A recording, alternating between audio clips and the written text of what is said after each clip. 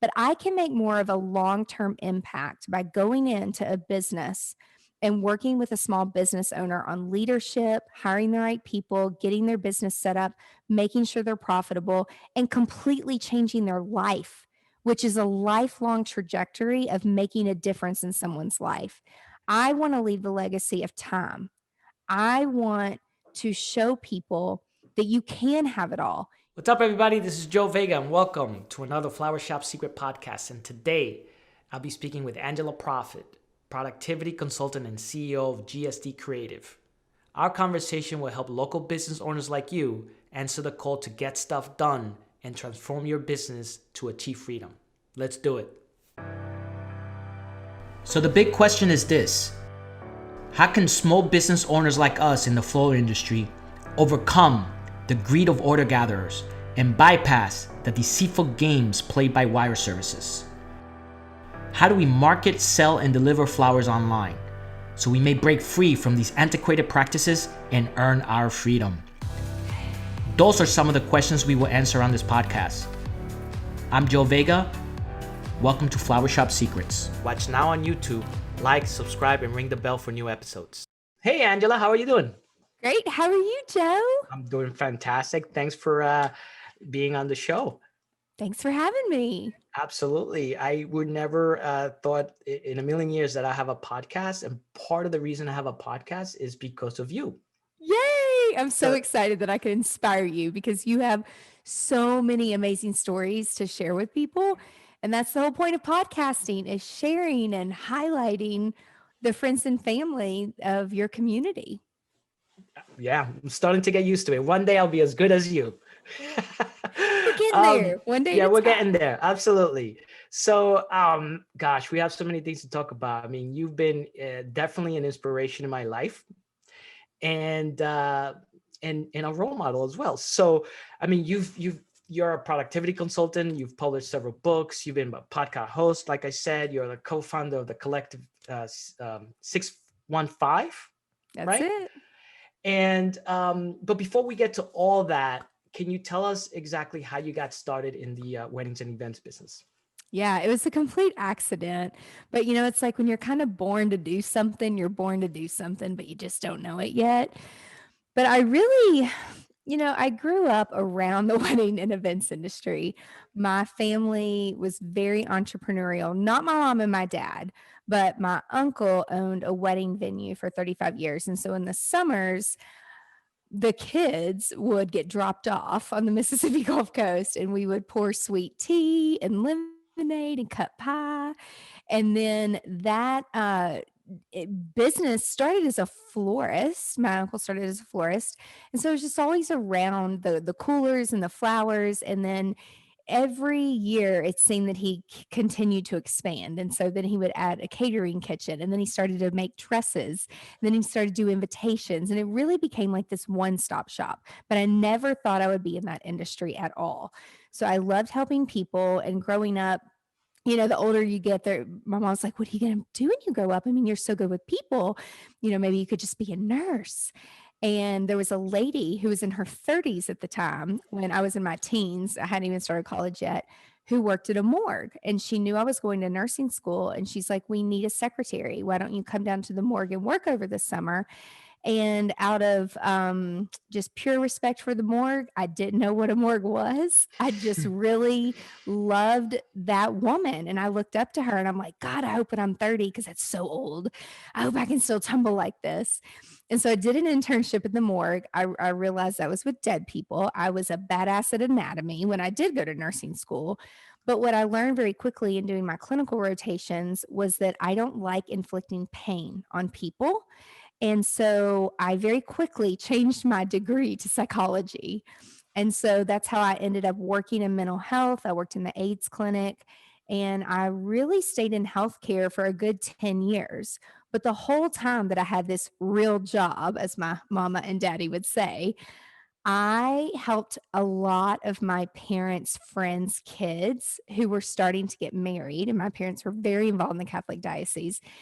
They knew me and my sister knew how to decorate because of our uncle and because of us growing up around the wedding industry. And so we just started working in the Catholic diocese really for fun for about 2 years. We just did it at our church for free. It was just like a fun weekend thing. My sister was also in healthcare. And then that turned, and y'all, social media didn't exist back then. Okay.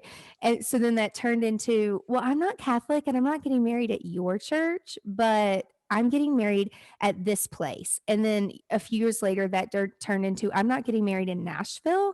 I want to get married in this state, which turned into this country, which turned into this island. And so, about 3 years into doing it for fun, my uncle's like, you need to get a business license and you need to start a real business and you need to get insurance. And I didn't know jack shit about business, but that's how it all started. Oh, that's great. So right now you are obviously big into your GSD Creative. Can you tell us a little bit about that? Yeah, and GSD Creative was born again out of kind of an accident in 2010, at the height of my career and traveling the world and doing weddings and events and very large productions and $1 million+ luxury market.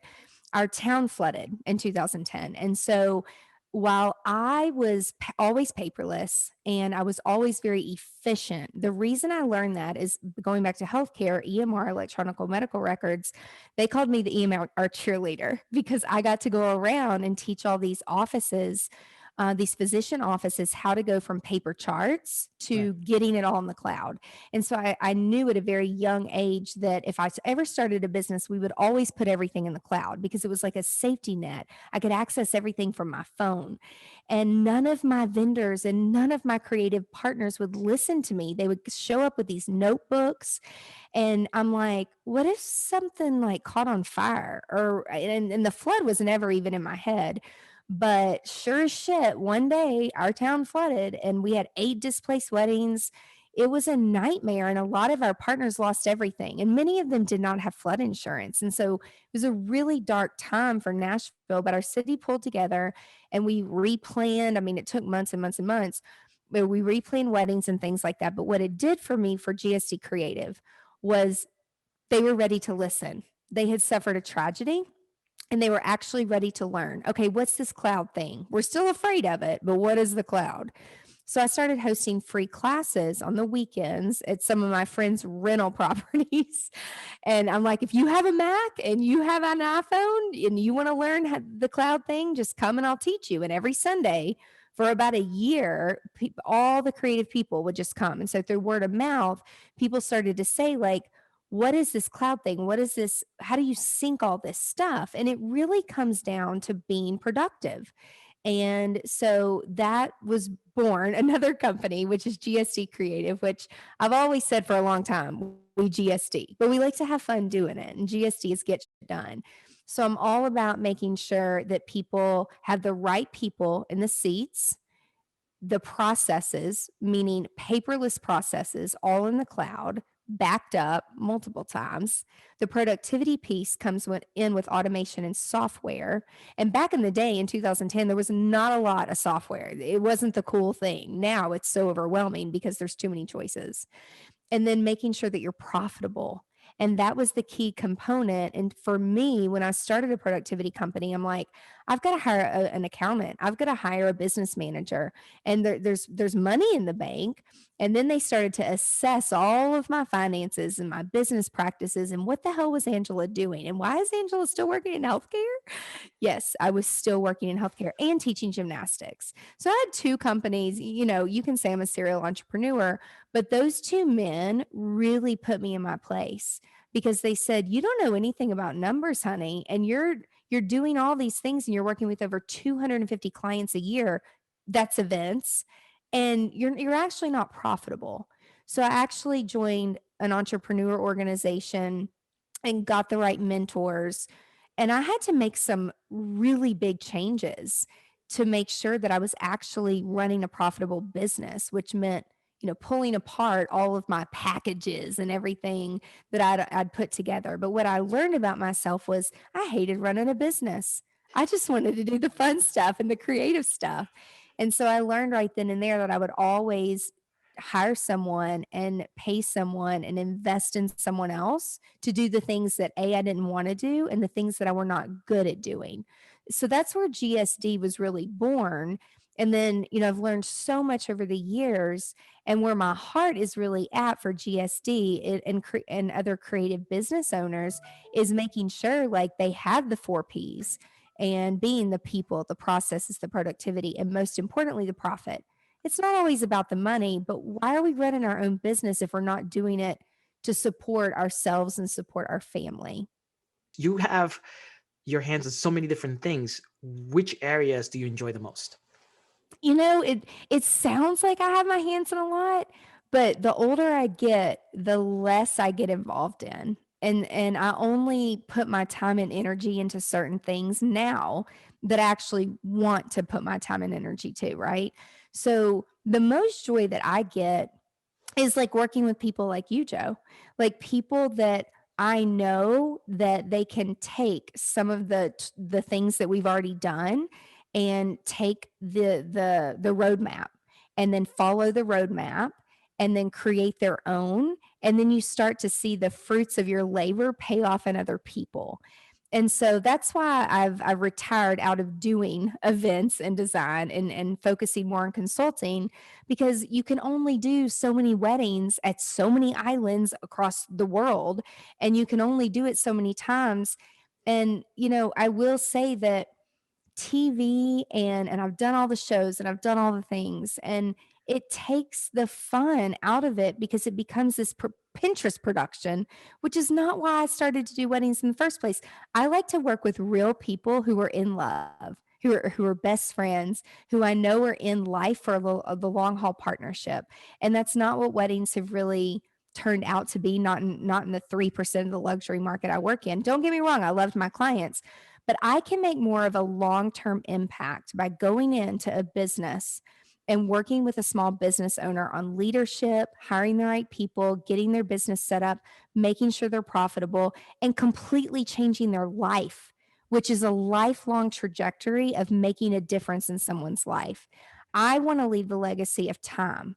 I want to show people that you can have it all. You can be a badass business owner. You can have all that. You can be very successful. You can be present with your family. You can go on vacation and not worry about your work and not worry about your clients. And you don't have to be a slave to your clients. You don't have to say yes to everybody or everything. And you don't have to be everything to everybody, because that was me for 10 years. And I was a very unhappy person. It wasn't about the money at all. I was getting a divorce. I gained 60 pounds. I broke my foot. I went through surgery. But from the outside, it looked like I had it all to everybody, but I was miserable because I wasn't doing what I wanted to do. No one had ever challenged me until I got a mentor who said, "Why are you doing all this?" And I'm like, you know what? I don't know. Why am I doing all this? So I really started to think differently. I really pulled back, and exactly what you just asked me. What brings me the most joy? What brings me the most joy is freedom. Being able to be free. That when my family needs me, when my friends want to go do something, when I want to go get on a plane and go wherever, prior to COVID, um, I'm pretty just like spontaneous. I do live by my calendar, and we work hard. We work hard and we play hard, but I don't say yes to any projects anymore or any clients that I'm not going to have a blast with. Because if you're not open to change as a business owner and a business leader, I can't change you. I can give you the roadmap, but you've got to want it. You've got to want to stop the distractions. You've got to want to say yes to the right things and no to the things that aren't on your vision map. You've got to be committed to that, or hire a bulldog. And I'm funny when I say that, or hire the people to surround yourself with and protect your time so that you can do the right things. And so I get my joy and my inspiration from the people that I work with and from all of the awesome business owners and the clients. We don't even take a lot of private clients anymore because we've got online courses that take about 6 to 8 months to build, and it takes a lot of focus. And for someone with ADHD, it's like, Oh god. It's just it takes a lot out of a mover and a shaker to get these online programs done. So now that I've gotten a few e-commerce businesses, and it's not so much about hustle, hustle, hustle to make more money, we've learned how to build residual income. The American dream, make money while you sleep. It don't happen overnight. People don't go to a ClickFunnels conference and think that like I did 7 years ago. It takes a few years, okay? And you got to consistently be at it.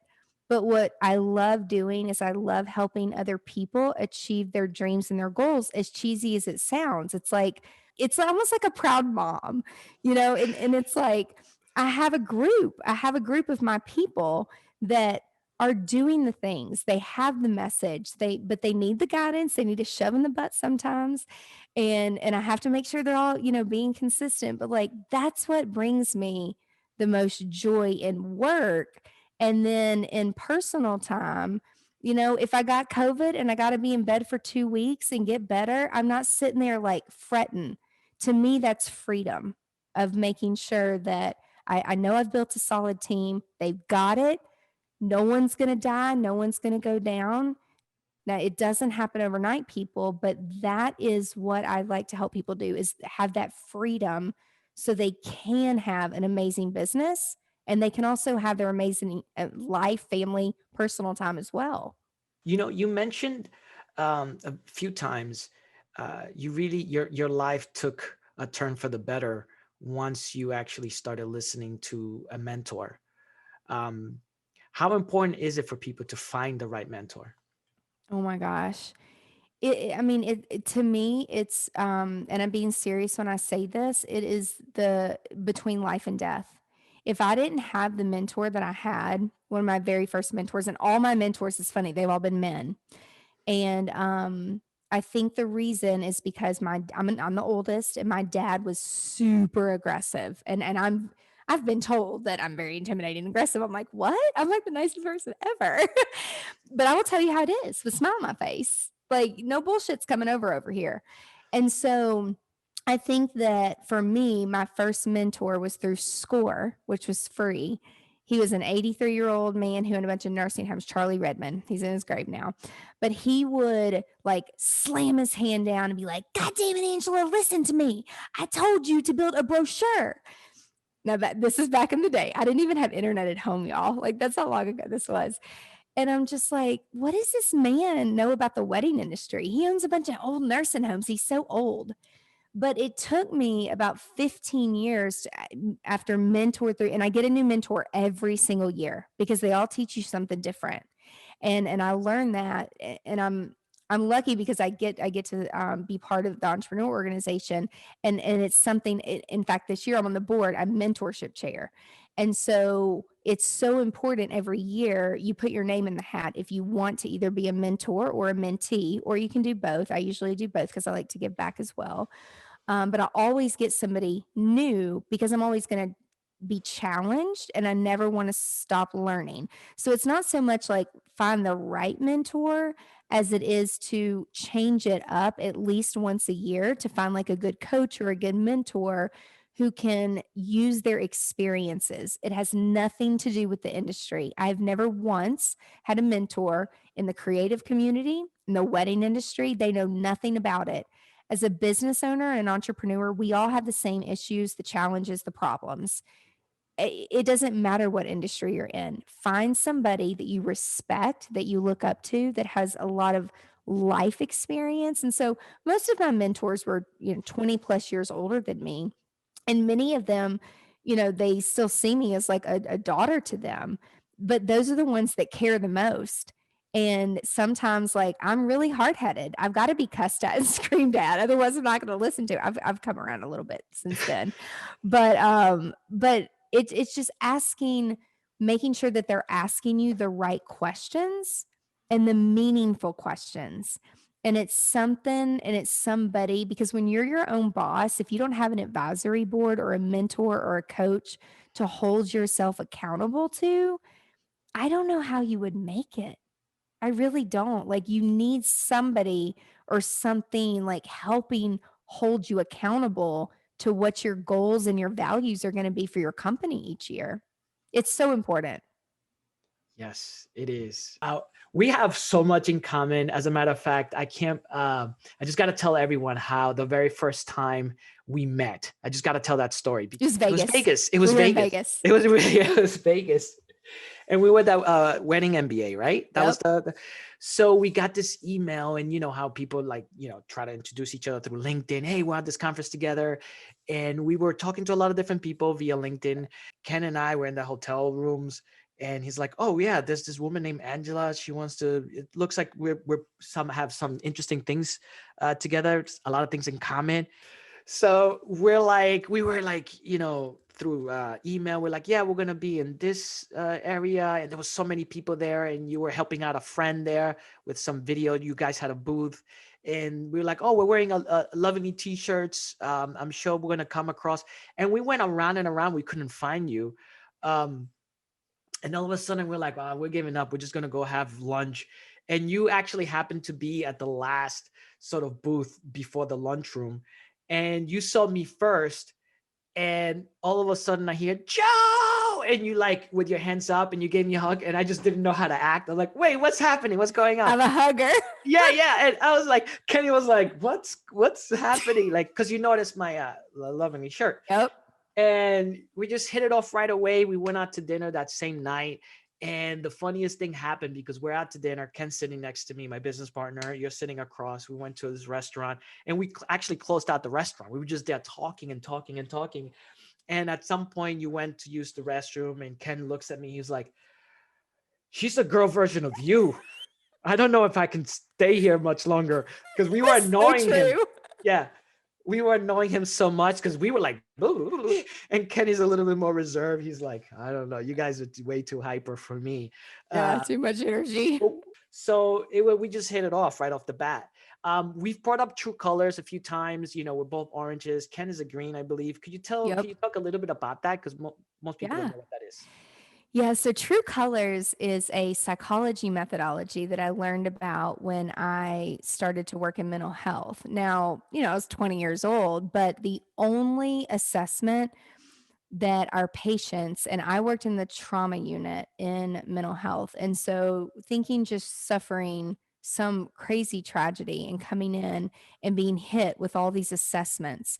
And so, Myers Briggs and Strength Finders and Enneagram and Culture Index, and there's so many of them these days.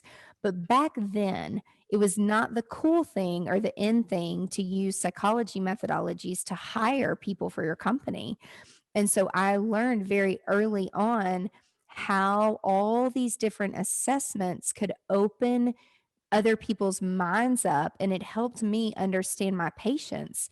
And so True Colors was the only thing. And the reason I still think today, I'm convinced, is because it's so easy. It's so elementary. It's with pictures and colors. You don't have to read a bunch of stuff and check a bunch of boxes and think that you're getting tricked with trick questions. And it's like, didn't I just answer that? Like, and there's no right or wrong answer, right? So you've got a bright color and you've got a pale color.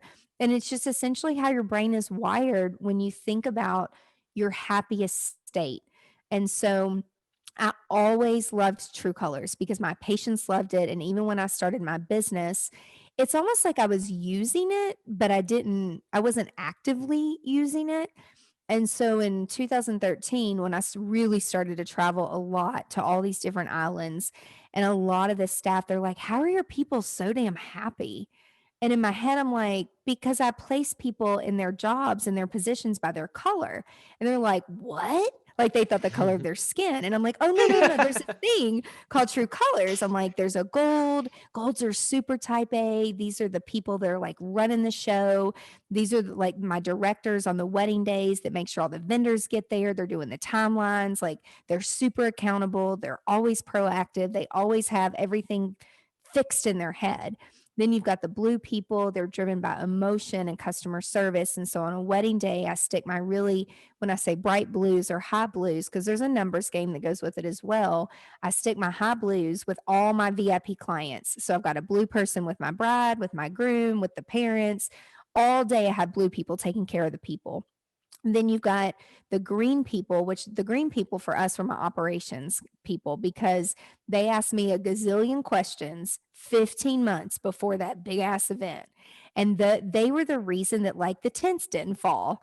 And I'm like, oh, I'm just thinking of like these chandeliers, and they're like, well, how much do they need to weigh? I'm like, I don't know. How much weight can the tent hold? And then they're like, well, how much power do we need? And how many generators do we need? And how many, so, and I'm like, listen, guys, I don't care. Just tell me how much it's going to cost so I can make sure my client's cool with it. And then we're going to roll, right? But the operations people are green. They ask so many questions to make sure that they're inventing something that's actually going to work. And so those are the people that are analytical, they're research, they're introverts. And they didn't ask me a bunch of questions after we knew and we had a game plan together and it was solid. We were good to go. And they're the ones out there setting everything up on the wedding day, getting all the power and the generators and the water and making sure everything is happening and working behind the scenes. And then I'm orange. So oranges are typically the life of the party. We're always wanting to sell the next best thing or market the next best thing or coming up with out of the box crazy ass ideas. It's like, yes, we need people hanging upside down, coming out of the ceiling like a Circus Soleil thing and hit that light. And I've got the radios, and I'd be like operating 4 radios behind the scenes at a time and my adrenaline's going and I love it. And then it's like the end of a 26-hour day and it's like, wow, we just pulled off some crazy shit. But it's like I live for that. I love that. And but when you're not orange and you're around like other types of colors, and it all boils down to like personality and your situation based on your environment can change. When I worked in healthcare and I had to be really focused, I had a chart on my patients every day. Otherwise, the insurance wouldn't pay the bill. And that was a problem. So I had to be very gold in healthcare. And it's not that I was an unhappy person. I was good at it. I was okay. And, I was relatively happy, but I really didn't know happiness until I got out of healthcare and I got into design. And I outsourced all the planning stuff for our events, which freed up my space and my brain space and my energy to just close my eyes and walk into a room and listen to my clients say the 3 adjectives that they want people to feel when they walk into their party. And then me coming up with all this crazy shit in my head. And this is before Pinterest existed.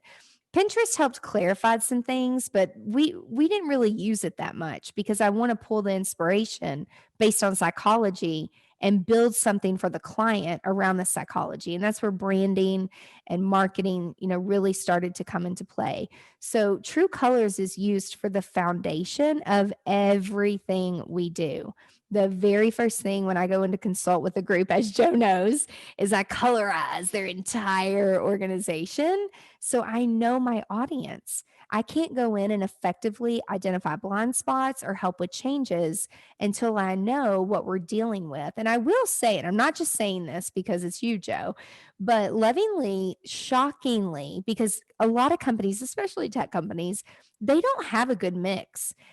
Typically, CEOs, they hire a bunch of people like them because they don't want to be challenged. They don't want to be questioned, which is like the worst thing you can do for the growth of your company. But because Joe has a business partner who's green and you're orange, but primary, and those two need each other.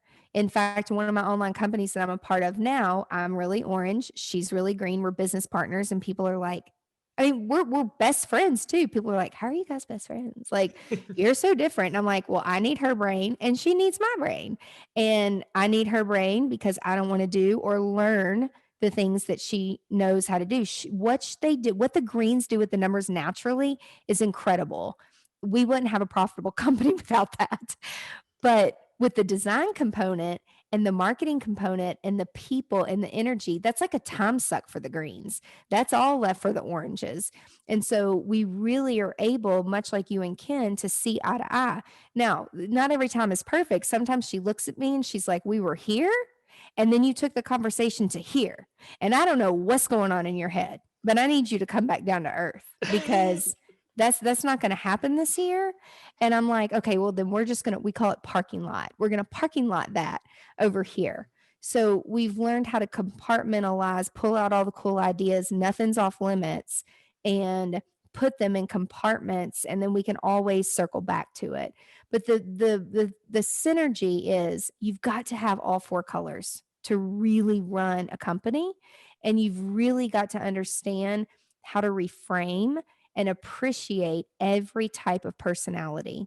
So I wrote a book in 2013 and the company sued me, which it's funny because I didn't know that they were like primarily a book company and I wasn't trying to make money. And they're like, oh, you have to become a certified facilitator, pay the $5,000 or however much it was at the time.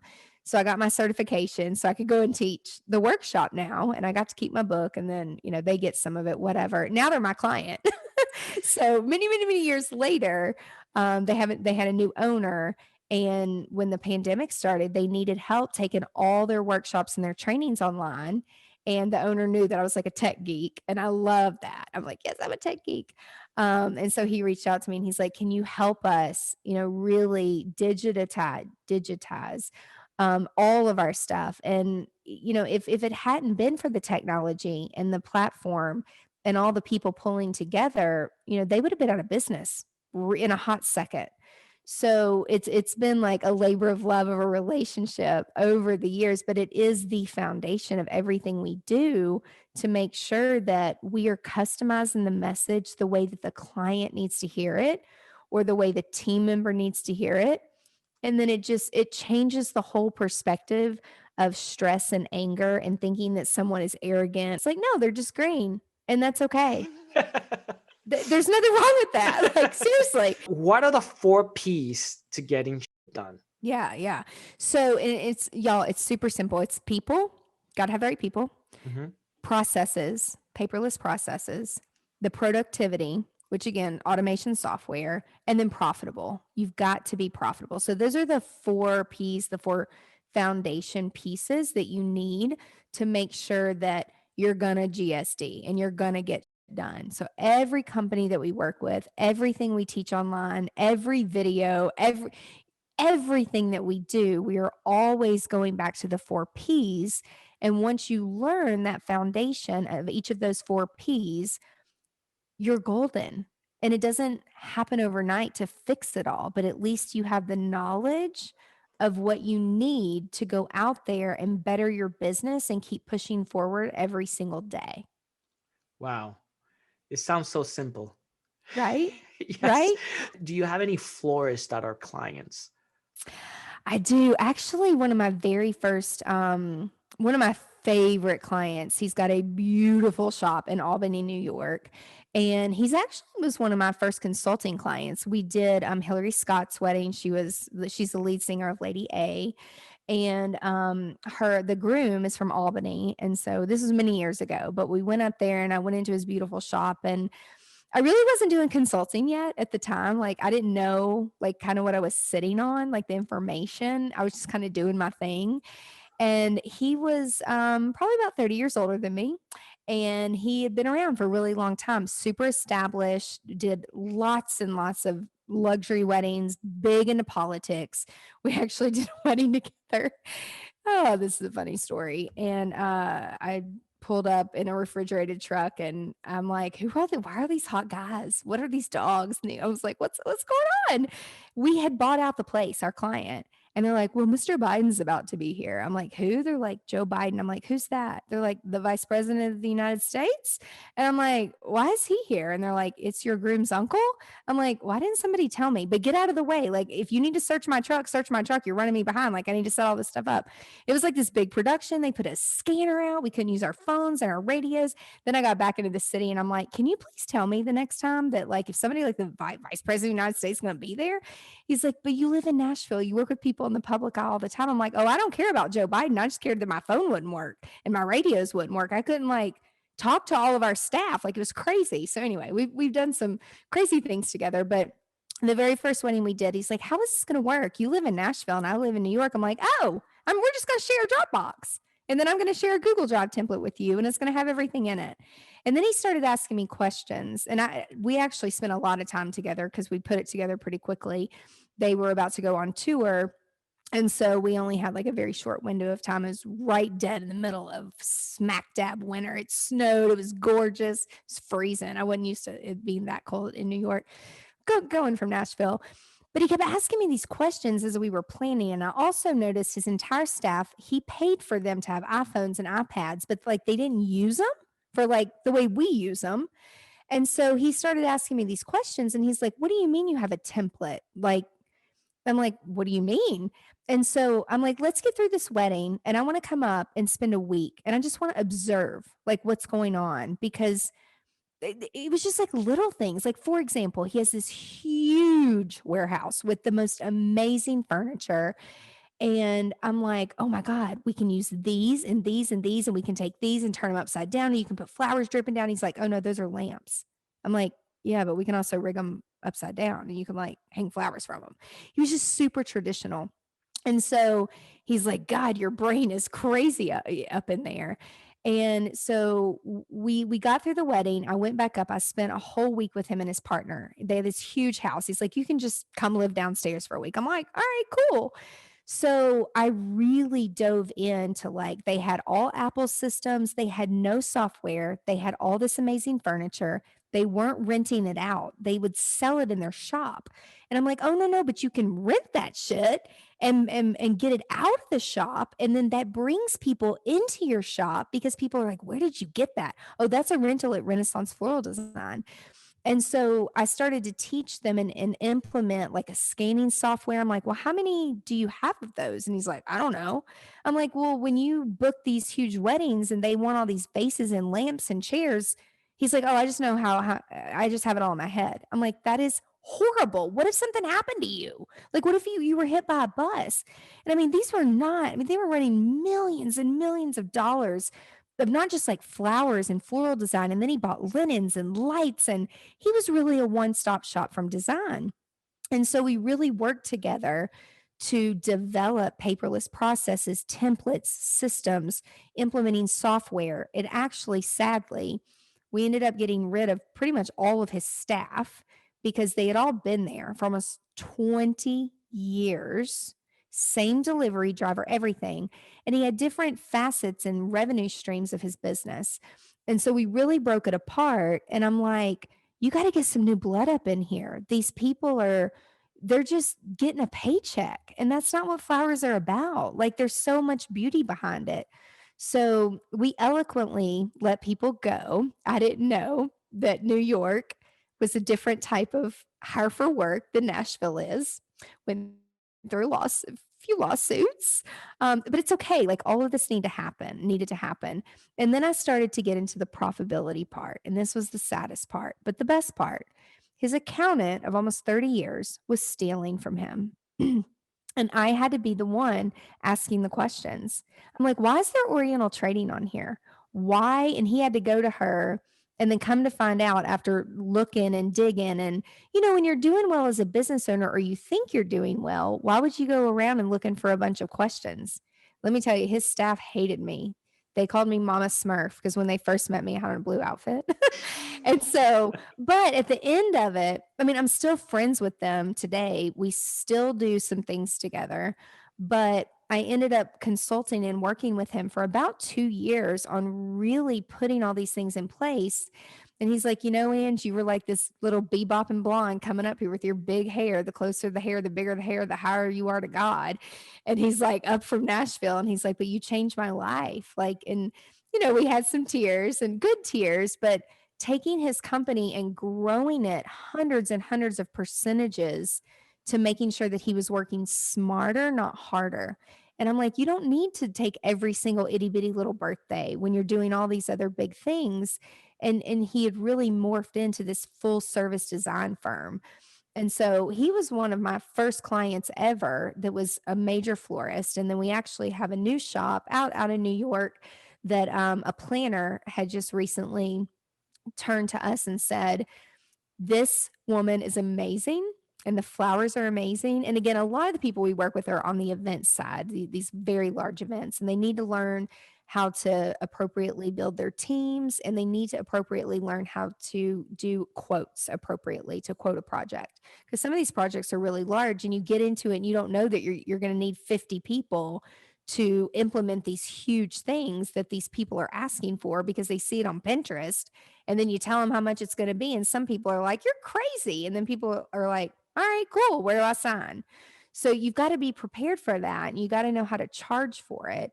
And so we recently are just getting into working with another event florist who is doing some very large installs for people that are doing digital events, but they need these amazing backdrops. And this is something brand new for her. They don't know how to staff it. They don't know. So, they're learning. They know the side of flowers, how you got to order them on 2 weeks ahead of time. You got to feed them. You got to dethorn them. They're like kids. You got to feed them for 3 days and open them up and keep them at a certain temperature and feed them and wipe them and make sure they're peeing on time. I mean, it's crazy how much work goes in to prepping these flowers before you actually get to event go time.